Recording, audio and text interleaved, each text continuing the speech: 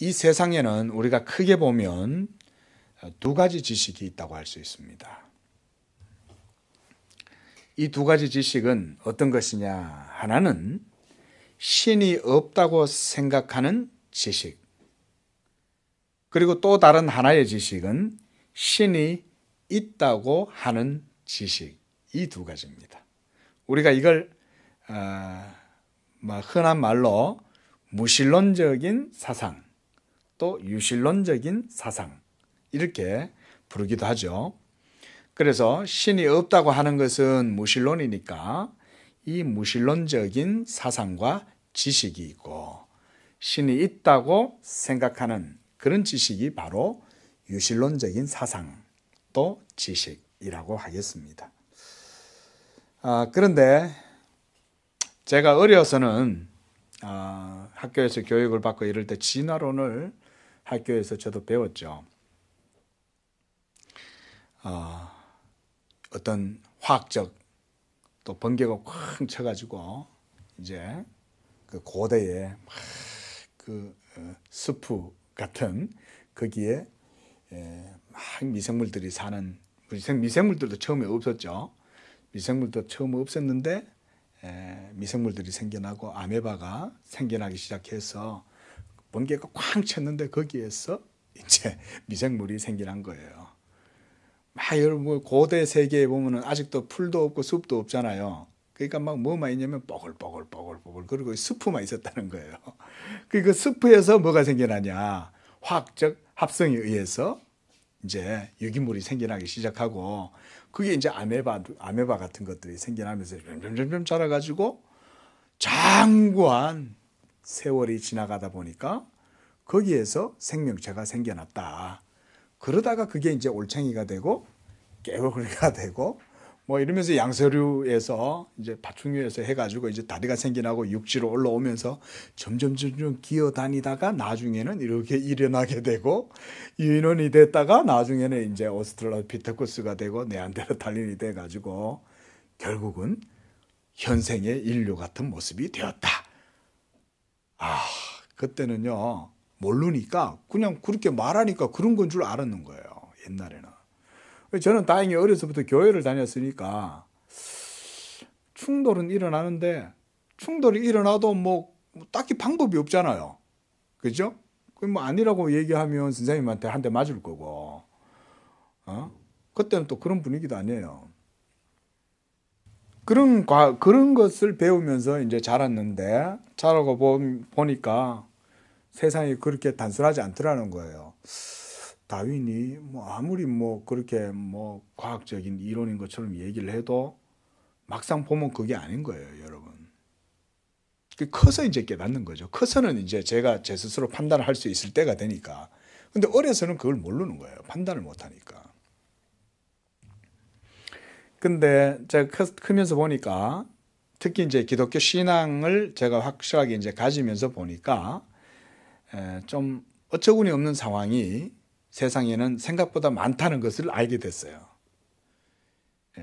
지식도 아닌데 지식인 양 행세하면서 이렇게 떡하니 교과서 속에 과학적인 지식인 양 이렇게 이제 실려 있는, 그게 바로 진화론이죠. 그래서 저도 이제 과학사를 조금 공부를 해보긴 했는데, 과학사 철학 이런 걸 해보면 진화론 과학 아니라고 다 말합니다, 여러분. 아예 그냥 과학학 자체에서 진화론은 과학이 아니다라고 말해요. 그냥 학문적인 표현으로 표준 가설 이런 말을 써요. 표준 가설이란 말은 어떤 보편적인 법칙이나 명제를 증명하기 위해서 어떤 진리를 증명하는 데 있어 가지고 진화론이 과학적인 그런 어떤 실제적인 이론은, 법칙은 아니지만 그 어떤 보편적인 법칙을, 명제를 설명함에 있어 가지고 그래도 진화론은 그 가운데에서 가장 그래도 표준적인 가설 정도로 인정하고 받아들여질 수 있다라는 말이에요. 그러니까 가설인 거예요. 진화론은 여러분 이론이 정립이 되고 그게 명제로 확고부동한 법칙이 되면 그거는 응용이 가능해야 됩니다. 그렇죠? 우리가 과학의 영역은 이게 이론이 실천적으로 응용이 가능해야 돼요. 그죠? 우리가 나노 과학이 요즘은 엄청나게 이제 많이 발전되고 응용이 되잖아요. 그렇죠? 뭐 그래핀 기술이라든가 탄소 나노 튜브라든가 이런 것들이 이제는 만들어질 수 있잖아요. 예? 여러분 그렇게 작은 입자인 탄소 나노 튜브를 어떻게 만들겠냐는 거예요. 그거는 벌써 그게 그만큼 이론이 과학적으로 증명되고 분명하게 이게 법칙이 과학적으로 규명이 됐기 때문에 그걸 이제 응용을 할 수 있는 거죠. 과학이란 건 그런 거거든요. 응용이 안 된 거를 엘리베이터에다 적용할 수 있습니까? 아니 이론이 검증 안 된 것을 그렇죠. 검증 안 된 거는 엘리베이터에다가 기술을 적용을 못 하는 거예요. 그 기술은 어떤 것에 사용해도 과학적으로 문제가 없어야 실천적인 영역에 사용할 수 있는 거죠. 그 진화론은 그런데 쓸 수가 없어요. 그게. 그러니까 과학이 아닌 거죠. 그냥 가설인 거예요. 그 진화론자들과 과학자들, 그러니까 창조론자들과 진화론자들이 막 싸우는 거예요. 근데 진화론자들이 창조론자들을 보고 창조론 과학자들이죠. 창조를 믿는 과학자들이에요. 그들을 향해서 막 이제 비난하는 거예요. 너네들은 그게 과학적인 사실이 아니라, 그건 너희들 믿음이지 않냐? 라고 막 이렇게 공격을 합니다.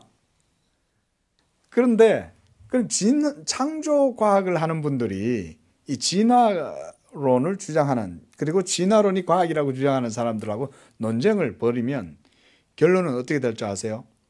결론은 진화론자들이 아무것도 말을 못해요. 결론이. 뭐라고 말은 많이 합니다. 근데 점점 이렇게 압축을 해서 결론은 뭐냐? 나는 진화를 믿사오니 이렇게 되는 거예요. 우리는 하나님이 천지 만물을 창조하신 것을 믿사오며 라고 아주 공식적으로 대놓고 이 믿음을 명제로 말하잖아요. 근데 그들은 믿음이 주관적인 거라고 막 비아냥거리면서 비판한단 말이에요. 진화론자들이.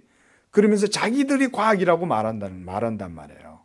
그런데 정작 논쟁을 해가지고 토론을 하면 그들의 진화론자들의 결론도 뭐냐면 나는 진화를 믿사오며 이렇게 되는 거예요. 그러면 누가 과학이에요? 그래 따지면 진화론자들은 자기들이 한 말로 자기들이 비과학적이라고 지금 말하고 있는 거예요. 그렇죠? 왜냐하면 진화를 믿는 거잖아요. 진화는 증명된 게 없어요. 하나도 없어요. 예? 마치 진화의 증거인 양 말해도 그 자체도 깨진 유리병 조각 하나를 갖고 와갖고는 이게 진화의 증거라고 말하는 것일 뿐인 거예요. 들여다보면.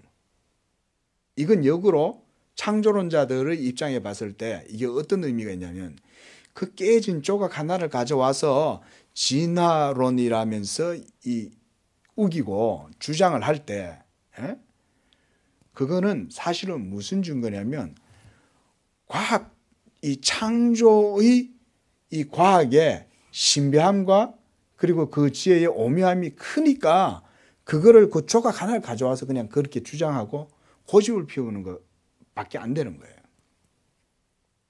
역으로 여러분 이 창조론 우리가 뭐 창조과학 하는 분들이 많이 있는데 여러분 과학의 가장 중요한 것은 사실이잖아요.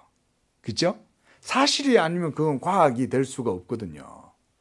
그런데 문제는 뭐냐면 사실이 무엇이냐라고 하는 철학적 질문이 굉장히 중요합니다, 여러분. 뭐가 팩트냐? 무엇이 실제냐? 뭐가 이 리얼리티냐? 이 진짜 뭐가 리얼리즘이냐? 라는 것을 규정을 할 수가 있어야 되는 거예요. 우리가 대부분 여기서 이제 과학과 철학이 만나는 영역이 여기인데 여러분 사실이다. 이게 실제다, 팩트다 라고 말할 수 있는 것은 놀랍게도 아이러니하게도 우리 사람이 추구하는 이성을 가지고 추구하는 과학의 영역에서 실제성을 추출해내는 것이 그렇게 쉬운 일이 아니라는 거예요. 만약에 어떤 과학적 한 사건과 사실이 있다 쳐요, 여기에. 자, 그런데 여기에서 실제 팩트와 사실을 추출해낼 때 그것만이 유일하게 과학적인 법칙이 되겠죠. 그리고 그 과학적 법칙은 말씀드렸다시피 응용이 가능할 수 있어야 돼요. 적용이 가능할 수 있어야 돼요. 예? 이 속에 물이 있는데 이 물을 어떻게 해서 꺼낼 수 있냐. 만약에 여러분 제가 물을 이렇게 마시지 않고 그대로 여기서 투사를 해갖고 이대로 물을 꺼낼 수 있다는 과학적 이론을 내가 만들었다 쳐요. 그럼 그게 사실이 되면 실제로 그걸 여기서 끌어낼 수 있는 과학적 법칙이 존재해야 그게 가능하죠. 입을 안 대고 넣어서 마실 수 있어야 되니까. 물이 이쪽으로 나와야 되면. 예?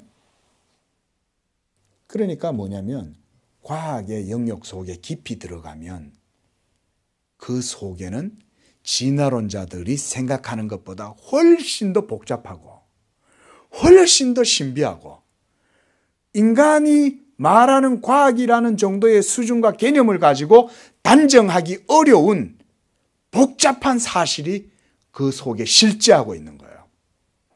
과학의 세계 속에 우리가 살아가고 있는 이 모든 세계 자체가 그 실제는 우리가 생각하는 실제보다 훨씬 더 고차원적 실제가 과학적 사실 속에 들어있는 거예요. 그러니까 여러분 과학하는 사람들은 그냥 어지간한 논리 가지고는 사실은 과학을 깊이 못하는 거예요. 예? 어떻게 돼가지고 그냥 진화했겠거니 이 정도 생각해갖고는 깊은 과학을 할 수가 없어요. 도리어. 사물의 본성을 바르게 파악을 하고 그 사물의 본성을 제대로 이해를 하려면 도리어 어떤 눈이 있어야 되냐면 믿음의 눈을 가지고 있어야 이 모든 세계를 깊이 있게 들여다볼 수가 있어요. 이게요, 사실은 이 성경의 논리이면서도 이게 사실은 과학적 논리라고 할 수 있습니다. 자, 여러분 하나님께서 이 모든 세계를 다 창조하셨다라고 하는 우리가 어떤 가정을 하나 해놓고 그러면 그 세계에 대한 가장 객관적인 이해에 도달하려면 우리에게 무엇이 필요하겠습니까? 그 가정에 의하면 우리는 그것은 다른 방법으로 알 수 없어요. 믿음으로만 하나님이 창조하신 세계에 대한 이해를 얻을 수가 있는 거예요. 믿음으로만. 왜냐하면 하나님께서 창조하신 세계에 대한 그 모든 이해는 하나님께서 우리에게 믿음을 통해서 얻고 깨달을 수 있도록 이해할 수 있도록 해주셨기 때문에 믿음밖에 없는 거예요.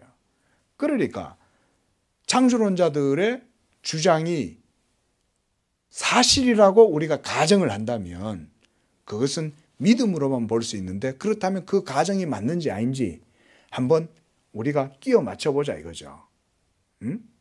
그러면 이게 안 맞으면 진화론인 거예요. 여러분 진화론은 가정이잖아요. 가설이라 그랬잖아요. 그 가설이란 말은 가정이란 말입니다. 여러분. 자, 이 세상은 신이 창조한 게 아니고 이 세상은 그저 우연한 사건에 의해서 지금까지 어떤 진화론적인 운명에 의해서 지금까지 뻗어가지고 지금까지 그냥 현 상태가 지금 생겨난 거야 라는 가정으로 봤을 때 우리가 그 속에서 과학적 사실을 추출해낼 수 있냐? 있습니까? 그러면 절대로 못해요. 왜? 가정의 변수는 무한분의 1인 거예요. 무한분의 1. 무한 속에서 여러분 이 온 우주에서 바늘 하나를 찾아내는 그 법칙을 과학자들이 그 작은 실험실 안에서 찾아낼 수 있다고 생각하는 거예요? 없는 거예요. 왜? 여러분 진화는 우연이잖아요. 어떻게 뻗어나갈지 모르잖아요. 그죠? 예?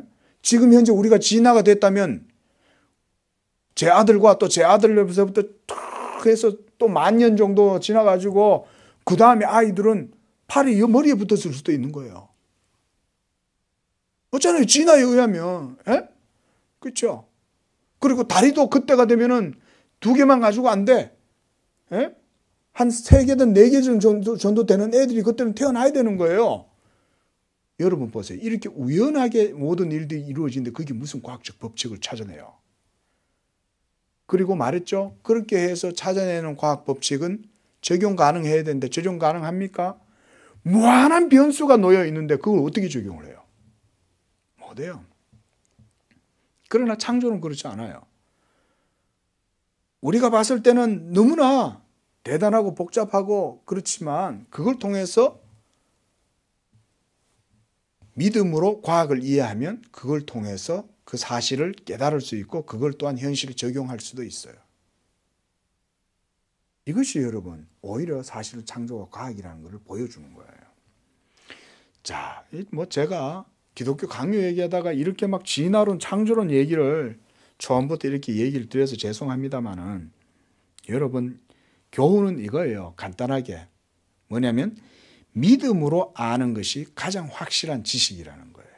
믿음으로 아는 것. 그래서 여러분 사람이 그러면 하나님에 대해서 온 인류가 하나님에 대해서 알 수 있을까요? 없을까요? 하나님에 대해서 알 수가 있어요. 그래서 지난주에 그랬죠. 사람의 마음속에 양심의 법이 심겨져 있기 때문에 하나님께서 사람의 마음속에 영원을 사모하는 마음을 이 도덕 본성을 통해 가지고 마음에 심어놨기 때문에 인간이 하나님의 존재를 부정할 수가 없어요. 핑계할 수가 없어요. 그럼에도 불구하고 사람은 하나님을 믿지 않는다는 거예요. 왜 믿지 않는다고 그랬죠? 사도 바울은 그들이 그들의 마음에 하나님 두기를 어떻게 했어요? 싫어했다는 거예요. 사람이. 지금도 여러분 마찬가지입니다. 지금도 우리가 나가서 복음을 전하고 하면요. 사람들이 하나님의 존재에 대해서 부정하고 받아들이지 않습니다. 그런데 보통 우리가 무슨 생각을 하냐면 저들이 하나님을 믿지 않는 이유는 뭔가 눈에 보이는 증거가 없어가지고 안 믿는 것이냐 이렇게 크리스찬들도 생각합니다. 그러나 그건 잘못된 생각이에요. 이미 하나님이 그들의 마음속에 믿을 만한 증거를 다 주셨다고 우리는 알아야 돼요. 그러니까 어떻게 하냐면 전도하러 가서 선생님 예수님 믿으시지요? 라고 말할 때는요. 내가 증거를 보여줄 필요가 없어요. 이미 그 사람 안에 하나님이 믿을 만한 증거를 사실은 다 주셨다는 거예요. 그런데 이 사람은 그 증거를 지금 애써 외면하고 무시하며 하나님을 믿고 싶지 않으니까 마음에 하나님 두기를 싫어하는 거예요. 그래서 안 믿는 거예요, 여러분. 안 믿는 이유는 다른 데 있지 않습니다. 하나님을 못 봐서 안 믿는 게 아니에요. 하나님은 이미 사람 마음속에 그런 증거를 주셨다. 그런데 오늘 시편 본문에서도 뭐라고 하냐면 악인은 그의 교만한 얼굴로 말하기를 여호와께서 이를 감찰하지 아니하신다 하며 그의 모든 사상에 하나님이 없다라고 말한다는 거예요. 그 시편 기자는 바로 그 하나님이 없다고 하는 이 사람을 누구라고 말하죠? 바로 악인이라고 말하는 거예요. 여러분 그래서 마지막 날에 하나님께서 이 온 우주를 다 심판하시는 그날이 되잖아요. 그러면 그때 그 심판에서 믿지 않는 사람들을 하나님께서 악인으로 정죄하는 이유가 거기 있는 거예요. 안 믿는 게 죄인 거예요. 그러니까. 근데 이 세상 사람들은 뭐라고 말하죠? 아니 내가 뭐 안 믿는 게 그게 뭐 죄야? 믿는 건 내 자유인데. 내가 믿을 수도 있고 안 믿을 수도 있지. 내가 안 믿었다고 그게 무슨 죄냐? 라는 논리로 이렇게 어설픈 논리죠. 그렇게 주장을 합니다. 그러나 하나님은 그들의 논리만큼 그렇게 어설프시지 않으세요. 영원하신 하나님은 인간을 창조하실 때부터 하나님의 존재에 대한 명확한 각인을 사람의 마음에 새겨놨어요. 절대 부정할 수가 없어요. 인간은. 그거를. 그러니까 하나님을 안 믿는 게 죄가 성립이 되는 거죠. 이미 인간이 죄인이므로 하나님을 안 믿는 거예요. 이미 하나님을 떠났고 타락하고 범죄했기 때문에 하나님께로 나오기를 싫어하는 거예요. 그리고 이미 인간 자체가 부패하고 타락해서 인간 속에 있는 이 죄의 욕망이 막 끊임없이 작동하고 있기 때문에 이 죄의 욕망이 이 믿지 않는 자로 하여금 하나님을 믿도록 내버려 두질 않는 거예요. 그 사람은 이미 죄의 종노릇을 하고 있기 때문에 그런 거예요. 그래서 여러분, 사람을 주체성이 있고 우리가 그러잖아요. 현대 민주 사회에서 인간의 자율성, 독립성, 주체성, 인간의 자유 이런 것에 대해서 인문주의자들이 막 이렇게 찬미를 하잖아요. 인간의 존엄성에 대해서. 물론 인간이 존엄해요.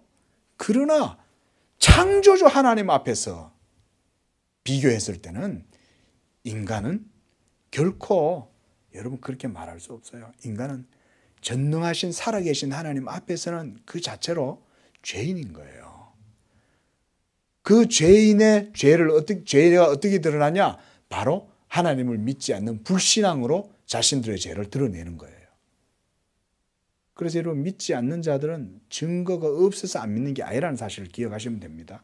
우리가 그래서 전도할 때도 그런 마음을 딱 갖고 전도하시면 돼요.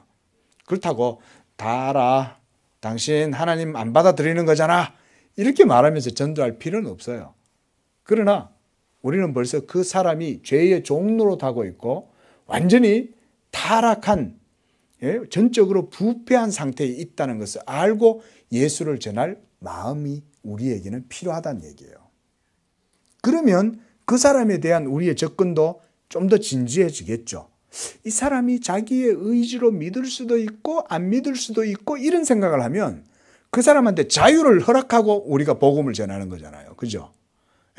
내가 복음을 전하면 이 사람이 믿을 수도 있고 안 믿을 수도 있는데 그것은 이 사람의 자유에 달려 있어 라고 우리가 생각하면 복음의 능력이 안 나타나는 거예요.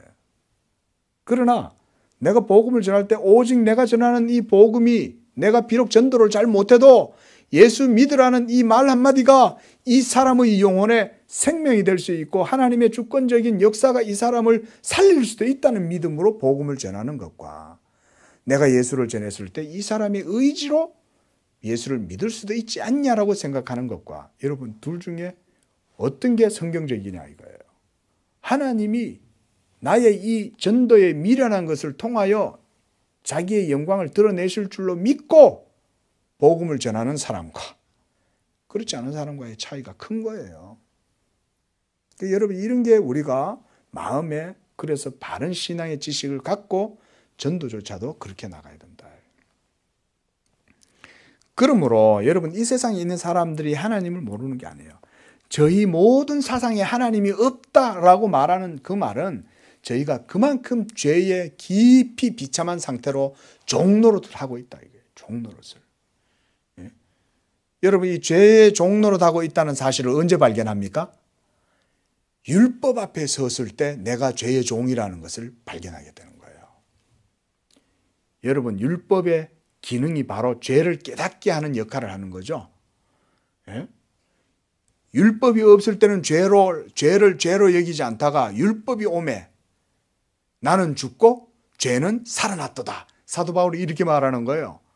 그게 무슨 말이냐면요, 나는 인격적이고 나는 도덕적이고 나는 주체성이 있고 나는 자율적이고 그런 인격을 가진 존재야 라고 하면서 인본주의적인 사고에 길들여져 있던 내가 어느 날 하나님의 율법의 계명을 받으니 그 율법의 계명 앞에 서가지고 내 자신을 비추어 보니까 내가 자율적이고 내가 선을 선택할 수 있는 그런 인격체고 도덕적이고 교양미도 있고 자유를 가진 자인 줄로 알았는데 내가 자유로운 자가 아니라 사실은 내 속에 죄가 살고 있었고 나는 죄 아래 팔려서 죽어 있었더라. 그거를 율법이 깨닫게 하더라는 거예요. 할렐루야. 이거를 신앙생활 하시면서 깨달으셔야 돼요. 하나님의 말씀을 통해서 여러분들이 그걸 발견해야 됩니다. 예수께서 왜 십자가에서 죽으셨는가? 그것은 나를 이 죄의 몸에서, 사망의 몸에서 내게 새 생명을 주시려고 그리스도가 십자가에서 못 박혀 죽으신 거예요. 그래서 율법의 마침이 되셨다는 얘기는 뭐냐면 여러분들을 향한 하나님의 모든 율법의 정죄와 율법의 그 의가 우리가 그 의의 수준에 도달할 수 없잖아요. 하나님의 거룩한 계명에 우리의 의로는 나의 노력과 나의 수고로는 거기에 도달할 수가 없는 거예요. 그런데 그걸 누가 해주었다는 거예요? 예수께서 우리를 대신하여 십자가에서 못 박혀 죽으심으로 우리의 모든 죄가 그리스도와 함께 십자가에 못 박혀서 우리를 향한 율법의 모든 정죄 쏘는 것이 십자가로 말미암아 다 해소돼 버린 거예요. 그래서 더 이상 율법이 여러분들을 정죄하지 못하는 거예요. 그렇다고 해서 율법이 그러면 여러분을 정죄한다고 해서 율법은 나쁜 건가요? 아니죠. 율법은 거룩하고 계명도 선한 거예요. 의로운 거예요. 그러나 그 의롭고 거룩한 계명이 여러분들을 정죄하고 쏘는 이유는 바로 여러분들에게 죄가 있었기 때문에 그런 거예요. 그러나 이제 그리스도 예수 안에 있는 자에게는 결코 정죄함이 없는 이유가 뭐냐?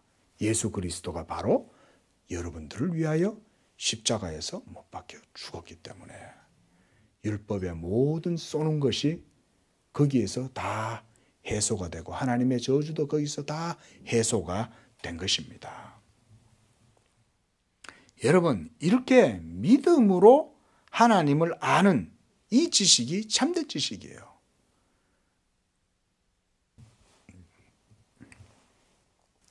그래서 우리가 오늘 이 미신과 우상과 위선이라고 그랬는데요. 믿지 아니하는 사람들의 마음이 이와 같이 그렇다면 하나님을 믿지 않으면 그러면 종교에서 자유로울 수 있냐? 하나님을 믿지 않는다고 해서 종교에 자유로울 수 있는 사람은 한 사람도 없습니다. 심지어 나는 무신론자야. 나는 신의 존재를 믿지 않아. 라고 하는 말하는 사람도 여기 한 사람도 예외가 없어요. 모든 사람들은 종교에서 결코 자유로울 수 없습니다, 여러분. 결코. 이미 그 사람 속에 도덕적 본성이 있잖아요. 그러면 이미 그 사람 속에는 실천 이성이 작동하고 있는 거예요. 예? 이론만 있는 게 아니라 순수 이성만 있는 게 아니라 이미 실천적인 이성이 그 사람 속에 작동해서 그 사람으로 하여금 하나님을 찾게 하는 거예요. 신적인 의식을 갖게 하는 거예요. 이게 사람이에요. 동물은 하나님을 안 찾습니다. 그죠? 아무리 동물을 절간에 놓고 30년을 키워놔 보세요. 신을 찾나? 걔는 안 찾아요. 예? 그러나 사람은 아마존 밀림에서 정글북처럼 그렇게 짐승하고 커도 걔가 자라가지고는 신을 찾게 돼 있어요. 사람은. 왜냐하면 그는 사람이기 때문에 하나님의 형상으로 지음받았기 때문에. 그래서 사람들이 미신을 찾는 거예요. 진리의 하나님에 대한 의식을 갖고 있다가도 미신으로 빠져버려요. 여러분, 우리 오늘 성경 공부에도 그런 말씀 드렸지만 미신적 사고방식은 하나님의 말씀에 대한 지식이 없으면 누구도 미신적으로 되게 됩니다. 주의하셔야 돼요. 신앙생활 하시다가 여러분. 그래서 하나님 말씀에 어긋나는 거다 싶으면요. 그런 거 다 버려야 돼요. 예수 믿는다고 하고 교회 다닌다는 사람들조차도 미신적인 두려움에 사로잡히는 분들이 적지 않습니다. 그래서 목사가 가만히 보니까 왜 저들은 교회를 다닌다고 하면서 예수를 믿는다고 하면서 미신적 두려움에 저렇게 사로잡히나 가만히 봤더니 하나님을 아는 지식이 제대로 훈련이 안 된 거예요. 하나님을 잘 모르는 거예요. 그러니까 여러분 말씀 공부를 깊이 바르게 해야 돼요. 또 하나는 뭐냐면 우상 숭배예요. 하나님, 살아계신 하나님을 찾으면 되는데 왜 돌과 나무를 깎아놓고 그거다가 신이라고 복을 빌고 있냐. 그렇죠? 일단 여러분 우상에게 비는 이유는 뭐겠어요? 신적인 종교적인 감정이 있으니까 그 우상한테 비는 거 아니에요. 그죠? 여러분 인간이 가장 만물 가운데 가장 뛰어난 존재인데 만물의 이 영장인 인간이 어떻게 여러분 돌을 깎아놓고 그거다 신이라고 비냐 이거예요. 그 자체가 어때요? 너무나 황당하고 어처구니 없는 일이잖아요. 아니 무슨 인간이 근대적 인간이라면서 인간의 자율성과 주체성과 자유를 그렇게 강조하면서 왜 우상에 가가지고 비냐 이거예요. 뭐겠어요? 신에 대한 관념이 결코 그 사람을 놓아주지 않기 때문에 그런 거예요. 그런데 문제는 그런 신관념에 사로잡혀가지고 참되고 살아계신 하나님께로 나아가서 예배를 바르게 드리는 그런 경건으로 나가면 되는데, 신에 대한 두려움과 의식이 생겨나면 곧바로 우상으로 그의 모든 생각이 허망해져 버리는 거예요. 그래서 우상 숭배를 하는 거예요. 또 하나는 어떤 거냐면, 사람의 마음속에 이런 종교적 감성이 막 자극을 해가지고 신성에 그런 어떤 신에 대한 의식을 막 느껴요. 그런데 또 이 사람들은 어떤 사람들이냐면 위선을 부리는 사람들이에요. 하나님을 잘 섬기는 것처럼 자신들을 가장해요. 그래서 제사도 지내고 옷도 깨끗하게 입고 막 이렇게 제례도 아주 하나님을 잘 섬긴다라고 여러분 위장을 하기 위해서 가장 잘 쓰는 술수가 뭐냐면 갖가지 예법들을 만들어내는 거예요. 갖가지 예법들을. 형식과 질서와 틀을 만들어 갖고, 우리나라도 예학이라고 있잖아요. 제사의식이 얼마나 많은지 모르고 예법이 얼마나 많은지 몰라요. 그런 것들을 그렇게 만들어 가지고 결국은 자기들 스스로 위선에 빠지는 거예요. 자, 여러분, 말씀을 마칩니다. 하나님을 섬기는 데 있어서 제일 중요한 것은 뭐냐면, 인간이 자기의 이성과 자기의 도덕적 감정, 종교적 의식을 갖고 자기 마음대로 하나님을 섬길 수 없다는 거예요. 따라하겠습니다. 하나님의 계시를 따라 하나님을 섬긴다. 이게 우리 기독교입니다. 그래서 기독교는 하나님께서 우리에게 주신 그 계시와 그 계시의 방식대로 우리는 하나님을 예배합니다. 이방인들처럼 개돼지 머리 갖다 놓고 막 아무렇게나 그냥 그렇게 하는 게 아니에요. 피 뿌리고 막 신을 달래겠다고 요랑을 흔들고 막 향을 피우고 그렇게 한다고 해서 하나님이 기뻐하시지 않아요, 여러분. 어떤 사람이 막 간절히 구하면 우주가 움직인다. 여러분, 그런 게 세상 사람들인 거예요. 간절히 해가지고 정한수 떠다 놓고 눈이 오나 비가 오나 나무 밑에서 빌어보세요. 하늘이 움직이나. 안 합니다, 여러분. 하나님은. 살아계신 하나님은 그걸 통해서 영광 안 받아요. 하나님이 영광 받으시는 방법은 오직 성경에서 우리에게 예배의 방법을 계시해 주신 그대로 그 말씀을 듣고 믿음으로 예배할 때 하나님이 그 예배를 받으시는 줄로 믿습니다. 이게 기독교인 거예요. 그래서 목사가 복음을 전하고 여러분들이 예배 시간에 이 복음을 듣고, 그래서 그 들음으로 아멘을 하면서 그 말씀이 맞다, 아멘한다 이렇게 될 때 거기에 하나님께 영광 돌리는 예배가 이루어지는 것입니다. 구약시대도 마찬가지죠. 율법을 주셨잖아요, 모세를 통해서. 그 율법에서 보여준 예식과 방식대로만 구약시대는 하나님을 섬겨야 했어요. 다른 불을 들이다가 아비후가 죽죠. 그렇죠? 법궤를 함부로 만져서는 제사장만 만질 수 있는 그 법궤를 웃사가 함부로 만졌다가 그 자리에서 죽임을 당하죠. 법궤를 막 함부로 그 뚜껑을 열었다가 수많은 사람들이 죽잖아요. 그건 뭐냐면 하나님의 거룩한 율법을 따라서만 온전히 순종할 때 하나님을 섬길 수 있다 이건 거예요. 지금 이 신약의 시대에는 이제 그 모든 율법이 예수 그리스도의 복음으로 인하여 다 성취가 됐잖아요. 그러니까 이제는 율법의 방법으로 하나님을 안 섬겨요. 이제는 예수 그리스도를 우리의 대제사장 되신 예수님만 믿을 때 이 중보자 예수에 대한 복음을 듣고 믿음으로 하나님께 대한 신약의 예배가 이루어지는 겁니다. 믿으시기 바랍니다. 기도하겠습니다.